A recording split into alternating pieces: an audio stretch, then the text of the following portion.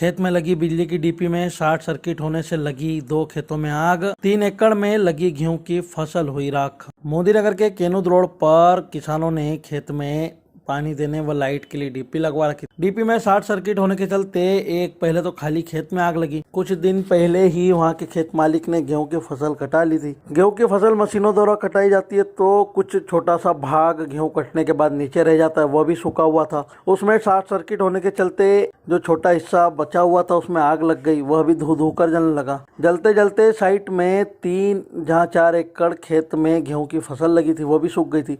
उसमें से 3 एकड़ की फसल जलकर राख हो गई है। आपको बता दें कि माखन लाल राठौर का खेती उस खेत के साइड में था जहां पर डीपी लगी हुई। शॉर्ट सर्किट के वजह से उनके खेत में भी आग पहुंच गई और गेहूं की खड़ी फसल धू धू कर जलने लगी। 3 एकड़ में खड़ी गेहूं की फसल जलकर राख हो गई है।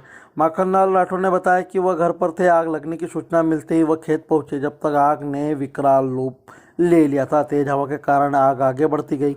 गेहूं की फसल सूखी होने के कारण विकराल रूप आग ने धारण कर लिया, वह जलती गई। देखते ही देखते 3 एकड़ की फसल में आग फैल गई। आसपास के खेत वाले भी पहुंच गए। बाल्टियों से तो कोई झांडियों से, झाड़ के पेड़ की टहनियों से आग बुझाने लगा। पानी डालकर आग बुझाने का प्रयास करते रहे। बड़ी मशक्कत के बाद लोगों ने वह दमकल वाहन की मदद से आग पर काबू पाया।